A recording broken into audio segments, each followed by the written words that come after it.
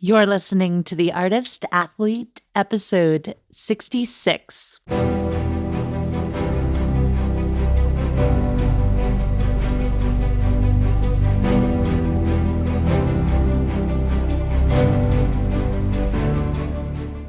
This podcast is dedicated to circus. It's a place for professionals in the industry to share their stories, viewpoints, and information, and a place for outsiders to get a sneak peek into this world. Hey friends, fans, and enemies. I'm Shannon McKenna. I'm the host of the Artist Athlete podcast and the founder of theartistathlete.com. This is a weekly podcast where I interview circus professionals from all over the world about what they do, what they did, what they've done, what they are doing. I interview them about stuff. And because these interviews take place with people who are all over the world, the sound quality can vary. The situations that people are in vary. In this interview, you'll hear some dogs barking in the background. My guest is sitting outside in her studio on her porch in Florida, so the wind is blowing. And I have an amazing sound editor who makes all of this sound really, really good. His name is Derek, and the way that I can afford to keep Derek around is because of contributions from my amazing Patreons.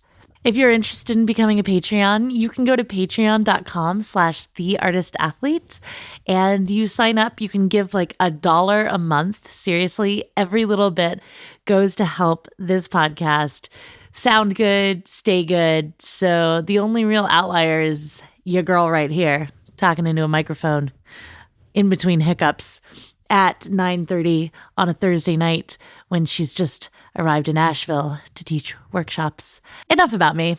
Let's get to the guest. My guest today is Gena Shvartsman Christiani. Gena is a fifth-generation circus artist from Russia, the child of two accomplished performers. She began training at the age of 8 in the art of juggling. In the span of a few short years, her phenomenal talent brought her to the United States, and by the age of 13, she was the star attraction for Ringling Brothers' Barnum and Bailey Circus. She traveled the world and was awarded silver medal at the prestigious International Festival of Monte Carlo, a silver medal at the Festival Mondial du Cirque du Soleil in Paris. In addition, she took the coveted gold medal at the World Juggling Federation Championships in Las Vegas. As is common with so many gifted people, Gena's interest in art expanded beyond juggling into many other disciplines in media.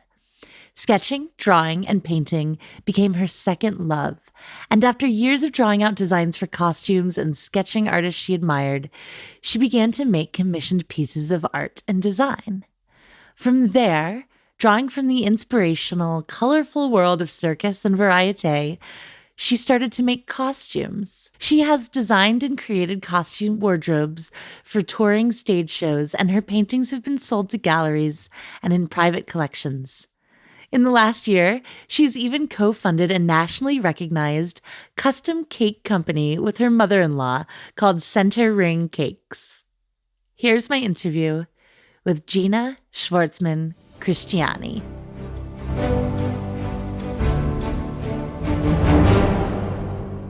Gena Shvartsman Christiani.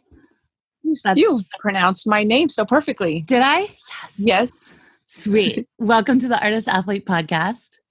I always start by asking people to explain who they are and what they do. Okay. Thank you very much for having me on. As you said, my name is Gena Shvartsman Christiani. I am originally from Russia. I've been in America since 1991. My family and I immigrated to New York. I am a juggler, and I own my own costume fashion studio. How old were you when you started juggling? I was around 6, 7. My father realized I started developing pretty good eye-hand coordination, and he decided to start me off with some gymnastics, juggling, acrobatics, talk to me about aerial a little bit because my mom's an aerialist. But since I'm afraid of heights, I want nothing to do with aerial ever, even now. So I decided to be a juggler and practice for just endless hours a day. That's awesome. Was your dad a juggler as well? Yes. Yes. He Okay. was a horseback juggler. And then he got rid of his horse and had a wonderful solo juggling act. Were they in circuses in Russia? So my mom, she started out as a gymnast, and around 16, she injured her knee. And after kind of, getting the surgery and basically fixing and rehabilitating, she realized that she really couldn't do gymnastics anymore. But because she was just so fit, she joined the circus, and she was a part of Flying Trapeze Act, which is where she met my father. So she would do a lyra act and some trapeze act and do our acrobatics act, because when you're a gymnast, you're pretty much conditioned for so much to join in the circus and just basically have an act already. So that's what she did. And yes, that's where she met my father. And I came in shortly after that. That's awesome. You were like a circus family growing up? Yeah, definitely. Well, we're technically the fifth generation of circus performing. It stems back a whole while ago. I feel very, very fortunate to have been brought up in a family where they had those trials and errors, and my mom and my father, they knew what to teach me and how to go about what I want to learn. And so I definitely feel quite privileged and grateful. And the reason why I say that is because there's just so many incredible artists that don't come from a circus background, where they have to see what works for them and spend their time, endlessly practicing and trying to figure out all the information they can from either coaches or YouTube or just anywhere. And that's really commendable, because I just believe it's just so much harder that way. And to see such incredible talent come from, a family with a non-background circus is really amazing. I know I'm not from a circus background, and I'm actually so envious of people who came up through or like had their parents and had that tradition and that history and that knowledge to draw from. But your ambition is really what's fantastic, because sometimes kids are born in the circus and they have everything handed to them, but you still have to put the work in. And the people from circus school, they have to, I feel like, put double the work in and finding information and still being persistent, and having that ambition is really commendable. So I think it's really amazing. Thank you. That's awesome to hear. But it is really important to me to kind of understand, because on my show, and I think it's a good criticism, I do reach out to a lot of contemporary circus artists, a lot of people who've gone the school route. But there is this whole rich history of circus that you're a part of. So I'm super interested to know, like, what was your training like? Like you said, your father saw you had good hand-eye coordination. Did he teach you? Did he find people to teach you? Like, what was Yes, that my like father for was you? my coach. Conveniently enough, I really loved juggling right from the start. That's awesome. That's kind of rare, because for jugglers or for people to really fall in love with juggling, you have to be slightly obsessed, because you don't see progression really quickly. You have to do a whole lot of just months and months and months, probably a year training, till you're like, oh wow, that's a trick. I am finally getting somewhere. So it takes a little while, and I'm really happy that I stuck through it. And my father and I, we had a really great practicing juggling relationship. He was a fantastic coach. Yeah, we were always on the same page, and he knew my abilities. So whatever he would tell me, I would listen, and I would achieve so quickly. So we had that really fantastic juggling bond.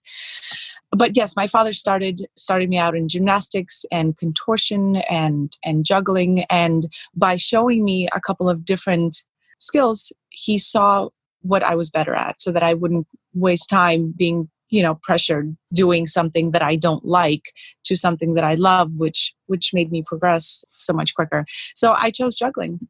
And then as far as your performance goes, I think about, where was I? I think I was on like Hannaford or something for a little while. And I remember this little girl who would sit, she was so good. She sat in this chair backstage, and her dad had a juggling act. I don't remember the name.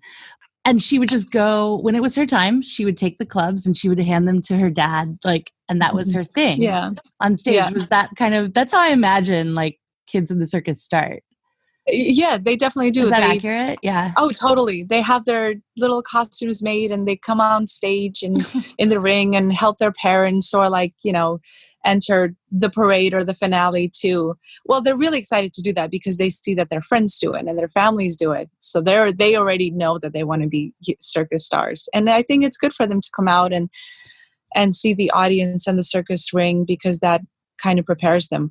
I didn't have too much preparation, now that I think about it, because ever since my family and I came to the States in 1991, we were performing in little shows in New York, here and there. I mean, I definitely got a taste of performing for sure, and I practiced so much.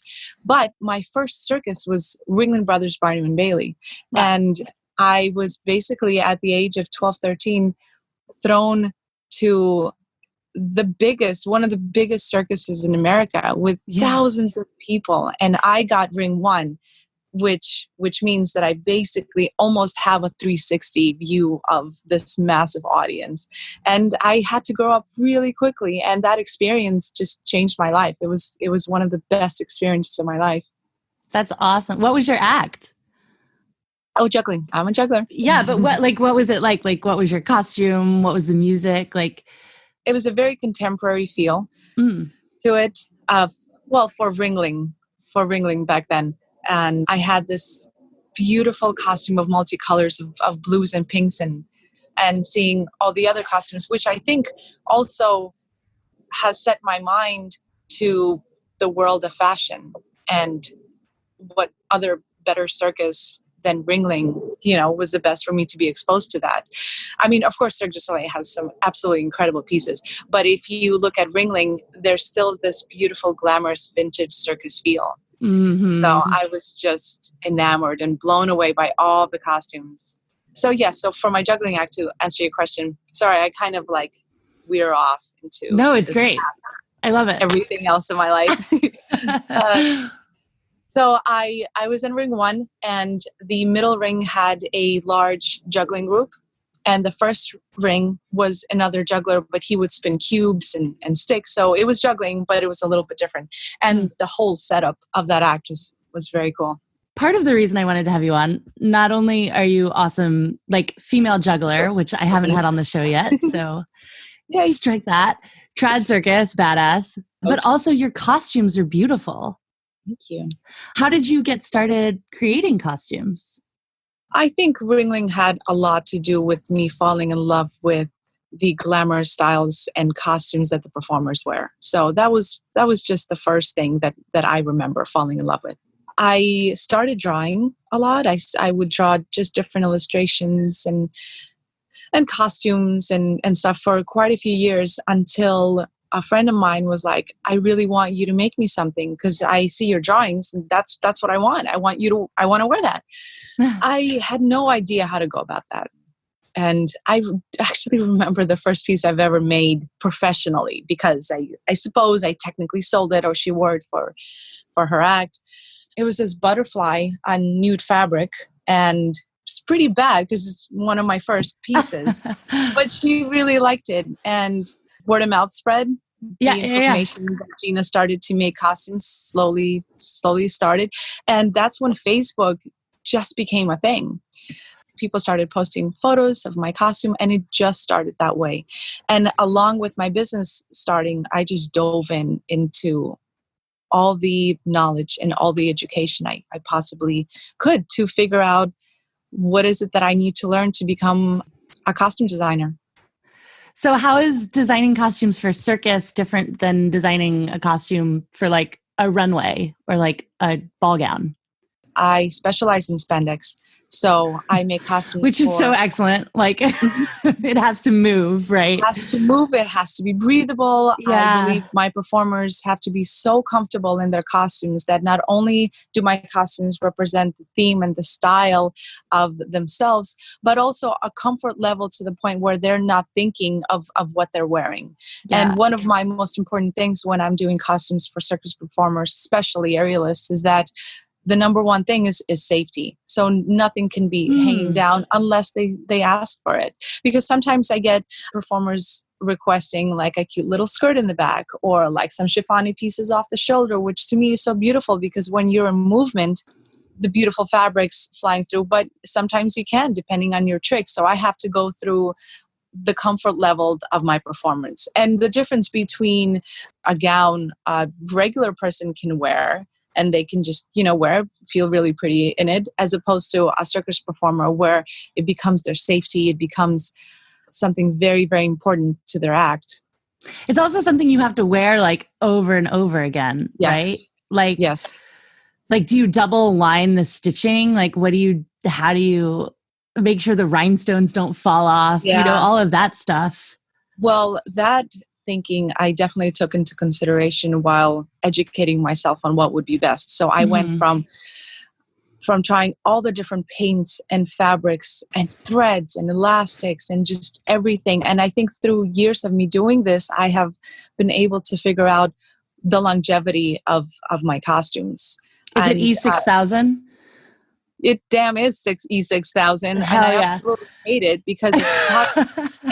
and if all my ladies and costume designers and or gentlemen are listening to this, please protect yourself. That shit is toxic and I hate using it, but I have gloves and mask and I suggest you do too. And also please use that in a very ventilized area. All right, I'm done being a big mom. No, that was amazing. Oh, and that also makes sense why your studio is outside too. Like, talk about ventilating if you're using all these like crazy toxic bonding products that are amazing. No, sprays, glues, but I also love the fact that my studio is outside. I live in Florida, and most of I would say probably 7-8 months, the weather is amazing, and then we get hurricane season, which is terrifying, especially for this Russian, because I can't get used to it. Every time there's a category 3 to 4 to a 5, I want to fly away. Anyways, yes, I love having the studio outside, but when there's the rainy season, I have to take into effect that I need to bring my mannequins that have my costume on and paints on and glues on inside because nothing dries. The humidity level is the humidity. outrageous. Yeah. I hadn't even thought of that, but that makes total sense. Yeah, I have to think of a lot. Right. But it also is like, I mean, like when you're in a tent, traveling around for like a summer show, like there's humidity in that too. So making sure costumes like stand up to weather as well, I think is another like big factor that I'm thinking about just now as we're talking. I suppose there's only so much I can do, but what I can do is ensure longevity of my costumes. And through years, I've been able to see what lasts longer and what doesn't. Last year, I did this really cool project for 2 friends of mine. They own this really cool company in San Diego, Imagination Entertainment. And they had a contract to go to Bahrain. The theme of it was aquatic. So I had to make clownfish and tigerfish and just a jellyfish and a turtle. And it was such a cool project. But the elements were there. So they had to perform outside in the heat, in the sun, on the ocean. They had this floating stage that was actually on the water. So you have, humidity and you have the salt from the water. And these performers had to perform 3 shows a day, every single day for, I can't remember, was it like 18 days or something? And so I knew that I told my friends to just send the costumes back because I'm sure there's going to be so much wear and tear. I was really, really surprised when they sent the costumes back that other than maybe slight color shading, nothing, like they're fine, perfectly fine. All the snaps and fabrics and no tears, nothing. So they withstood the elements of Mother Nature. What's your Ariel? Yeah. Okay. So the reason I'm like diving into this is I have like a horror story about like performing. It was like I was at the Alamo Dome performing. It was like this huge event that I was doing. And my first drop, I actually didn't know the whole time. I like did the act. It was wonderful. I got down and the producer came up to me. She was like, I loved your act. It was really beautiful. It's a shame about your costume. Oh God. And I was like, what do you mean? And I looked down and right at the crotch, the seam had ripped like down to my knee, and I was in like a navy blue and like lime green sparkly. So the contrast of your skin and the costume. Oh gosh. I know. Well, and I had the foresight to wear, I think it was really cold or something, or I was on rope. So I wanted to kind of layer up.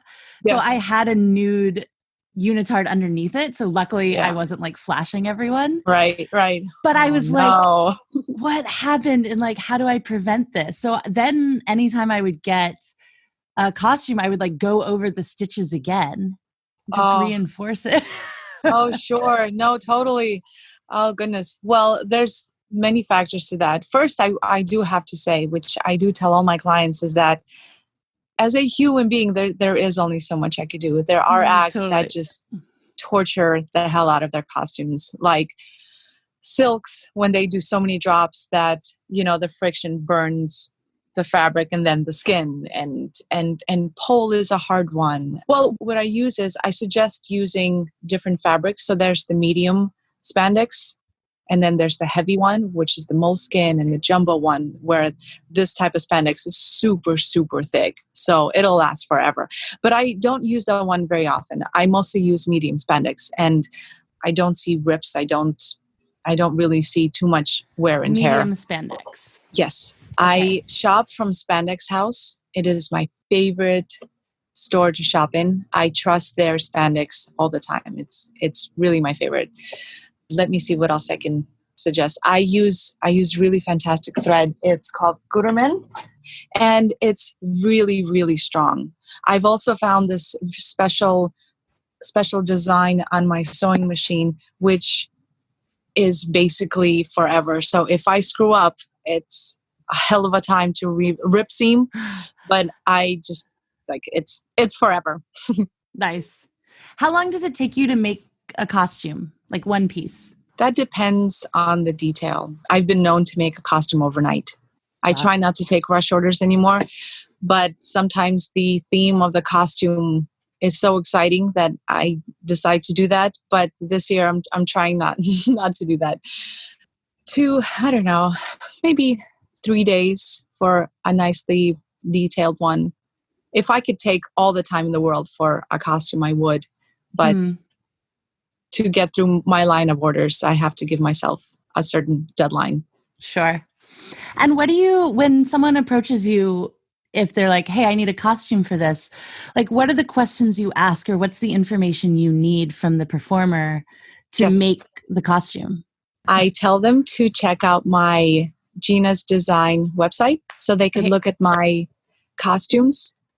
My Instagram is the same, Gena's Design. And so I have almost all the costumes that I've made on there. So they can look at the different styles of my work. If they see something that they like on a dress or maybe on Pinterest, I would love for them to send me the photos of the different styles that they like so that I can get a feel of their character, of their presentation, of their theme of their act, and whether they like something very sexy or more conservative. And so by them sending me their favorite colors and theme, I can get a sense of what they want. So I then start asking them questions if they can have a leotard or a full bodysuit, if they can have a skirt on their costume or a skirt that is perhaps a removable one so they can enter the ring and look all glamorous and beautiful and epic, and then take off the skirt or the cape or whatnot and proceed onto their act. And so after they tell me that, I do a couple of sketch designs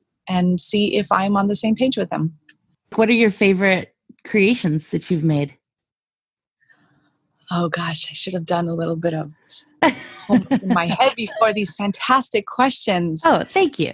Of course. So one of my favorite costumes I did was a couple of years ago. They were 3 flowers. One was a rose, one was a lily, and one was a purple orchid. And these pieces were totally Gena-esque because I got to use these beautiful corsets and chiffon pieces. Ooh. And it was for this museum of botany. So these performers would sit in these beautiful frame-like riggings and be these beautiful flowers. It was kind of like ballerina type because they had these skirts that I attached these beautiful petals on, these tutus. And then I also made for the same ladies bodysuits that had hand painted flowers on them. So the rose and the and stuff. But one of the cool things about that project was when I received the measurements for my girls, one of the measurements and the names was very familiar, was my sister. So I was like, no way, this is the coolest project ever. And so my sister wore my rose and she took these gorgeous photos. And so my heart was so happy. Oh, that's so awesome.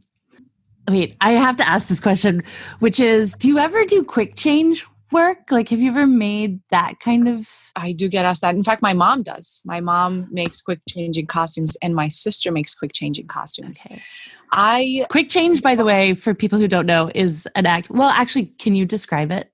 Yeah, absolutely. It's a magical costume transformation act. So the lady is literally changing quickly, quick change from one attire to a completely different dress. Like completely different. Seconds. Yes. So she would cover herself with something for like a split second and then release the hoop or the fabric that's covering her so that you guys don't know what the trick is. And after a second, she exposes this completely new, different dress. It's such a fun act to watch. That never ceases to amaze me. However, I do not do that. I've only done leotards, which is super fun. So I would make a leotard that can be removed super quickly. So gotcha. That's the extent. It's unbelievably tedious. You have to, I'm not gonna go with the secret, but yeah, it's incredibly tedious, and I love what I do, and I'll stick to this one for now. Stick to beautiful flowers and whatnot. Yeah. So how much of your time do you spend now creating costumes, and how much are you still performing? My life has changed in the last probably 5 to 6 years. I always thought being a performer, how that's the only thing I want to do. Sure, I want to design and make costumes, but I want to travel as much as possible and perform as much as possible. And I thought that when that part of my life would have to be slowed down, I would be just tragically depressed.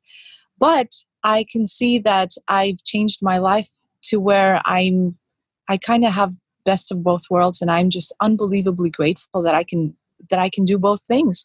So I fly out and I have a gala here and there. I try to do that a couple of times a month so that I could come back to my business and do my orders and also hang out with my family, my husband and my son. My son is 8 years old, and I sometimes don't want to do anything. I just want to play with him. So I have to balance out my life where I am performing because that makes my soul so, so happy. And I am designing and creating and monitoring my time where I'm not in the studio the entire day and night, which I could easily do that if I allow myself to also be a mom and have fun and not lose myself. So just totally life, right? Does your son juggle as well? He's going through this phase where he wants to try everything. Okay. And so he's not really sticking to anything, but I really hope that he realizes that he has a free coach in front of him. So if he wants to be a juggler, I am here for him. And your husband is a trampolinist? What does he do? Yes, he is the 7th generation of circus performing. So his family stems back to just incredible acts stemming from a whole while ago. But yes, his act was he's a trampoline acrobatic artist, and he is the catcher. And my brother-in-law, he's the top guy that would do triple full twisting somersaults and land on my husband's shoulders on an Olympic-sized trampoline. It's just one of the coolest acts I've ever seen. And I don't just say that because he's my husband, but really I would watch that all the time. And I would be so torn because I would be really, really nervous watching it because it's incredibly dangerous. I mean, look up and think of an 160-pound person or less than that. I don't know. I hope my brother-in-law doesn't kill me. Land on your shoulders. I mean, that's absolutely insane. One of my bestest friends is Amy Taffine. She is a chiropractor, and I brought her to see a show. And so she looked at me after she saw Matteo's trampoline act, and she goes, do they realize how unbelievably dangerous it is? I mean, we're talking spine and neck and everything. I'm like, they do. So I would watch their act and be terrified. And also it's super fun to watch. But they have retired their act now. I mean, that's circus, right? It's like, totally. You know how dangerous it is, but you can't really think about it all the time or else you wouldn't be able to do it. I don't do it. My mother-in-law, she used to have a heel catching trapeze act. That's another act that, I mean, she's just so badass. She used to do a heel catching trapeze act where she would fly out from the bar, do a somersault, and catch by her heels and swing back. It was absolutely insane. And so, yeah. On like a swinging trapeze? On a swinging trapeze. It's oh my insane. God. That's amazing. That's nuts. She would catch on her heels. Totally. Yeah. I have a really cool mother-in-law. She then decided to retire her act and become a pastry chef. And now she is this pastry chef and head chef at the resort club in Florida. So I love her. She's really amazing. And I also kind of hate her because she never brings me treats anymore. Yeah, seriously. Like, whatever. What the heck? Maybe you need to make her more costumes. Every time I make her costume, she looks at it and she's like, no, this is my favorite piece. And I really hate the fact that you have never made me a costume before. And I'm like, I don't know what you want me to do with that information. I'm sorry. I love you. No, you need to make her like a pastry themed costume, like a strawberry shortcake situation or something. Actually, we have a business together where we make cakes, wedding cakes and birthday cakes, and we go all out. I'm talking fondant, flowers, huge types of elaborate cakes where I paint on them. And my mother, Gena Christiani, she bakes her genius desserts, which are the best ever. Oh my God, that's so cool. What a great melding of talent. Well, I met her son in a show in Canada, Garden Brothers. And we became best friends instantly. And so did his mom and I. And so we would just hang out and drink tea and look at all art and pastries and baking. And once I got together with Matteo, we realized that we were hanging out together all the time because we were with different shows. So one of our hobbies was baking, Mara and I. And we, like in my costuming business, we just started educating ourselves how to perfect our hobby, which then became our business. And so now we offer wedding cakes and it's so all cool. this stuff. What's the name of that business? Center Ring Cakes. Center Ring Cakes. I love. Do you get it? Do you know why? Yeah. Well, because the circus in the center ring. Is there a baking pun too? Not a baking pun, but more of a. No, I guess there is. So the middle ring is like a promotion to a performer. So if you're in the middle ring, you have a very special act. And so we think that our cakes are very special. So that is why they're in the middle ring. Love it. That's amazing. I pat myself on the back, why don't you? Got to. That's marketing. I feel like that's good marketing. Do you think that there's a lot of, I just am so interested in this crossover between circus arts and other creative fields and the personality type that that's required of, because, not all obsessive people are also creative people.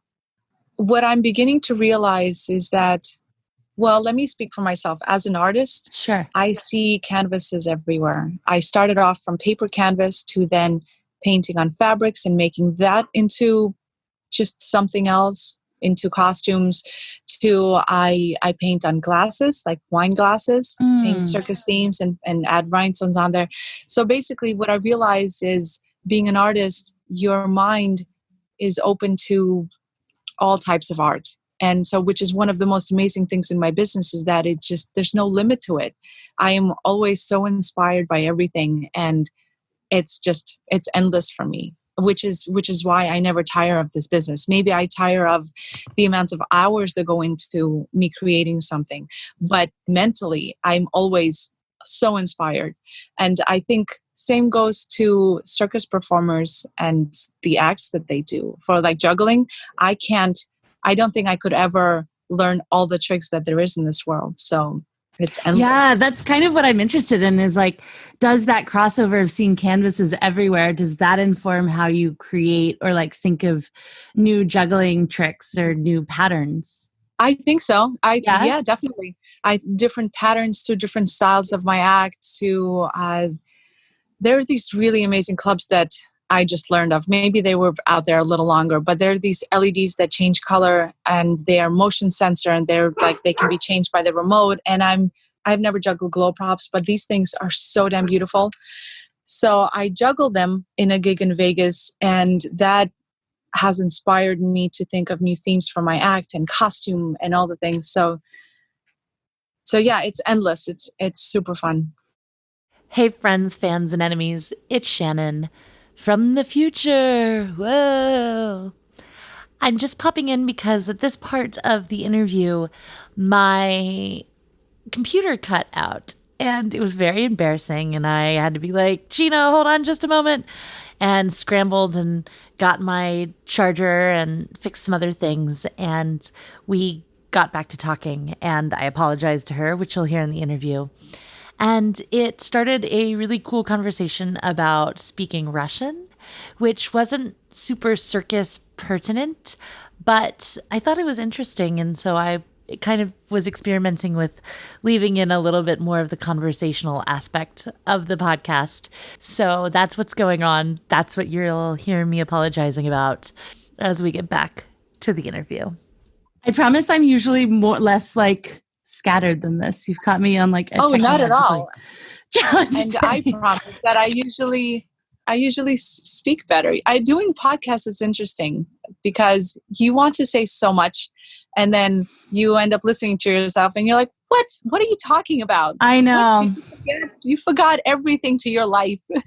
I usually tell people, like, at the end of the podcast, I'm always like, don't, like, you're going to have a time, you're going to wake up at 3 a.m. and be like, shit, I should have said this, this, and this. And yeah, it's totally normal. And I do the same thing. And if we could say everything we wanted to say, it would be like a 4-hour ordeal and nobody would want to listen to it. Right, exactly. But I think me being Russian, even though I've been in the States for forever and I went to school, me being Russian, I still sometimes I'm like, am I explaining myself correctly? Am I using proper grammar? Am I pronouncing these words correctly? And I just have to stop overthinking. Always speak Russian, like when you were training, and like, I mean, I'm assuming your parents speak Russian. So like when you were growing up, was it, and in the circus, there's a ton of Russian families. So it would make sense that you were communicating a lot in Russian.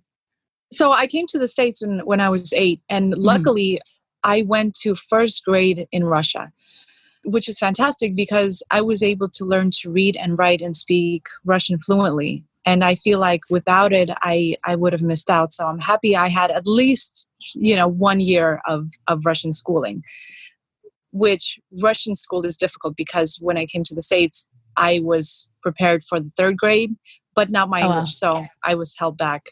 But I remember the first 3 months of being in America was so difficult. Really? I didn't understand any English whatsoever. But then after 3 months, I don't remember it being difficult. So I must have picked it up rather quickly. I mean, I had to. So yeah, I think it's a pretty easy language from what I hear from people who speak other languages. That English. I think so too, because I tried to teach my son Russian and I'm not doing a very good job at it.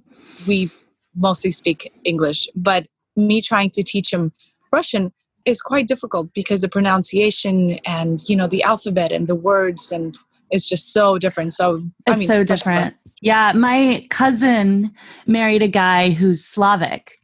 And so it's this sort of like alphabet is the same and all of that. And they just had a child.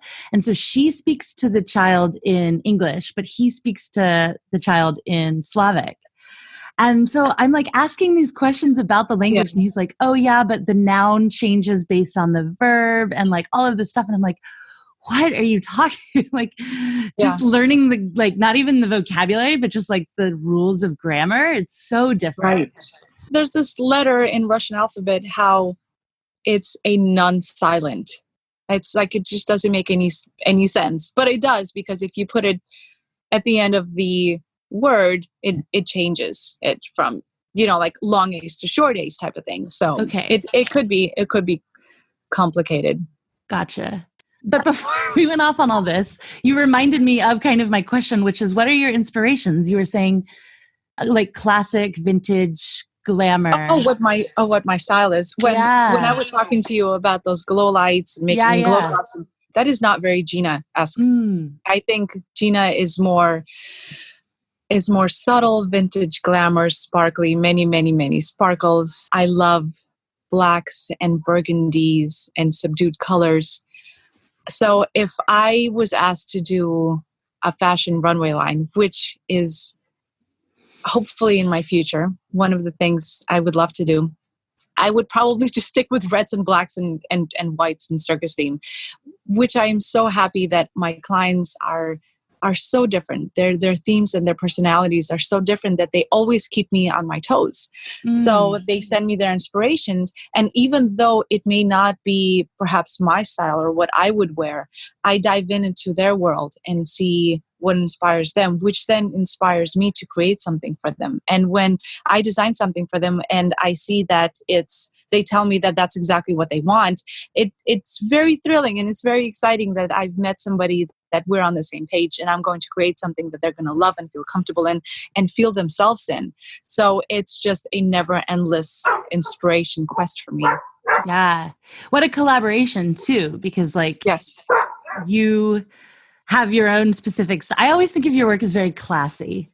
Whenever I see Thank you. That's a designs on fantastic Facebook, word I'm to like, describe that is my art. so I thank you for that. classy. But yeah, so then to have people who are like, I need this for some crazy, like you were talking about, like an aquatic gig. Like, how does classy Gena do a clownfish?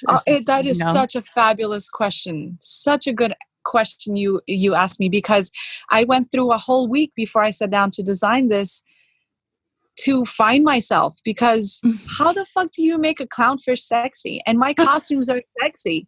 So, I mean, I'm thinking, all right, well, if it was, I have to mention that they could not be sexy because it was for the Middle East. So they had to be super, super covered. But I couldn't have them look like a barrel. You know, I still had to put my name in it and be happy with these costumes. So I had to figure out how they could still be sexy and form-fitting and not scandalous. So I knew that I had to use really colorful, fun colors to fill in the gaps of perhaps sexiness. Because if you look at all my costumes, so many of them have illusion fabric and they're skin tight on nude fabric. And so from far, you have no idea how those beautiful colors or chiffons are staying on their body. In fact, sometimes my future clients, they ask me, I really like your work, but can I ask for something more conservative? And I'm like, oh my God, yes, of course. I don't work on that. I love that though. Like, how do you ensure, maybe this is like a secret you can't tell, but like, how do you ensure no, because even though your costumes are very sexy, I feel like people still stay covered in the way they have to be. Yes. Right? Almost certainly. Do you this is sew no things secret. or do you have like underwear underneath it? Or like, what do you do for that?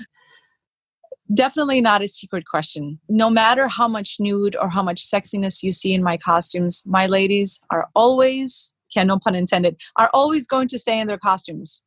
I don't want them to think about showing something that they don't want to. I don't want them to think about their costumes whatsoever.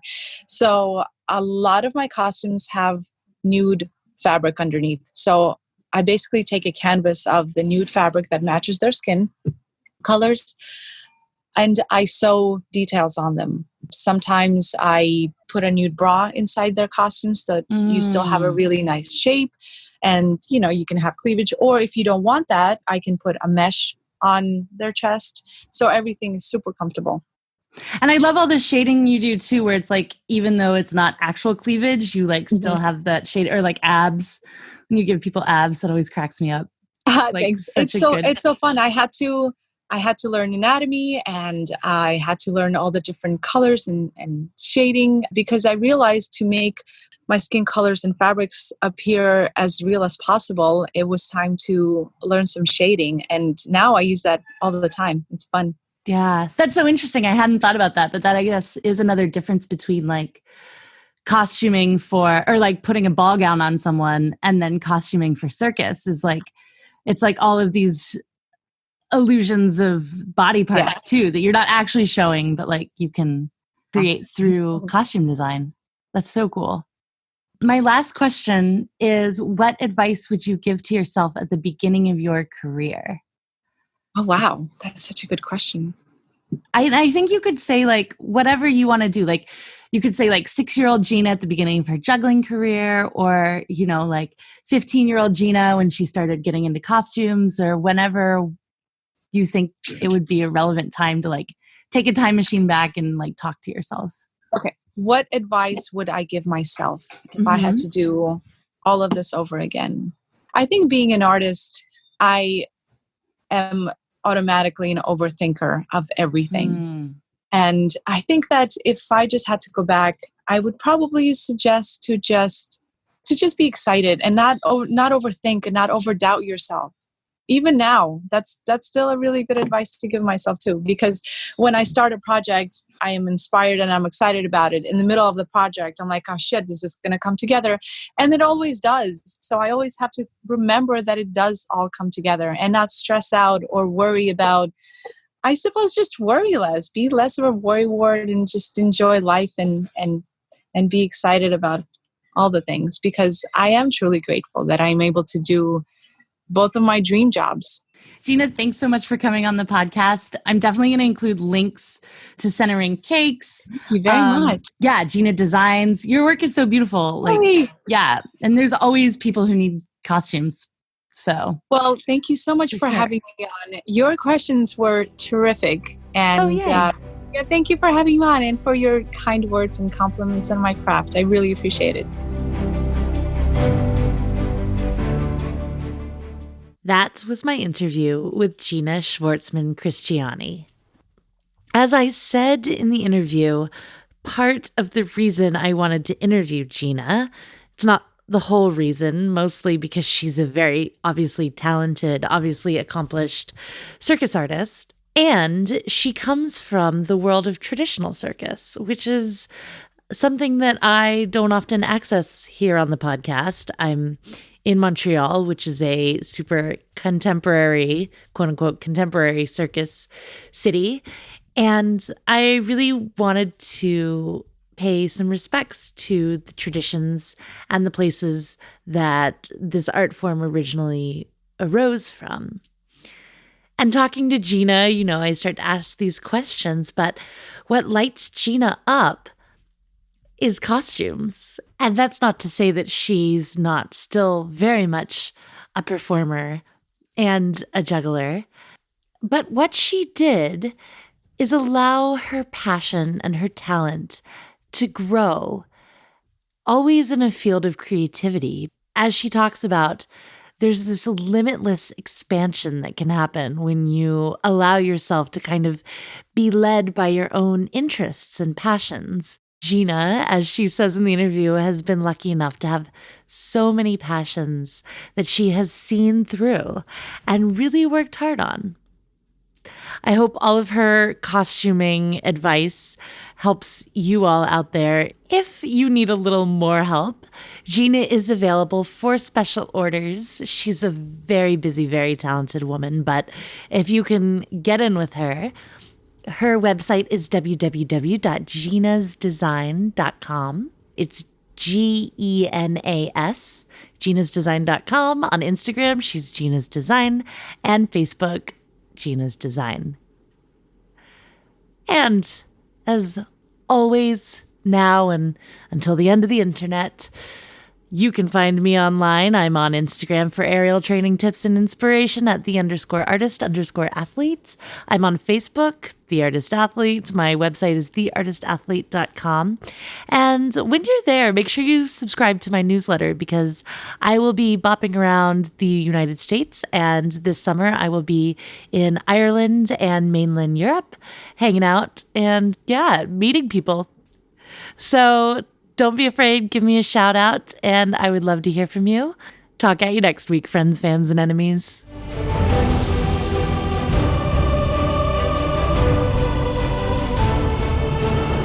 The Artist Athlete podcast is supported solely by donations from people like you.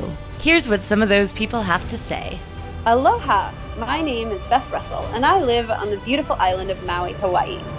I am an aerial artist and movement instructor specializing in chakra yoga to keep me balanced and grounded.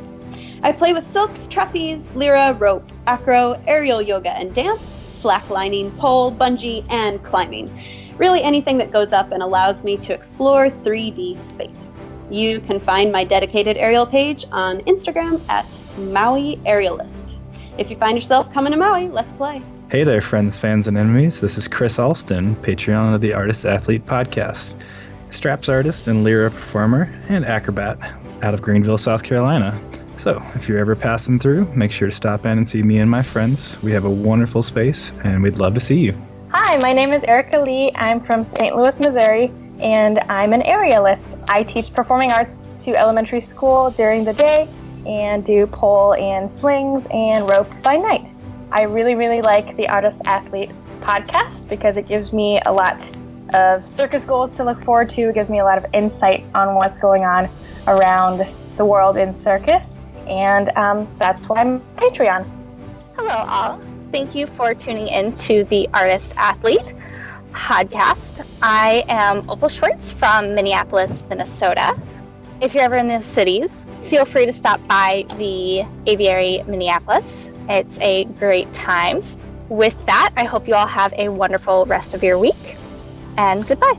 Hey there, artists and athletes. This is Andy Smith, owner and artistic director at Saltaire Circus School in Jacksonville Beach, Florida. And I want to thank you for contributing to the Artist Athlete podcast.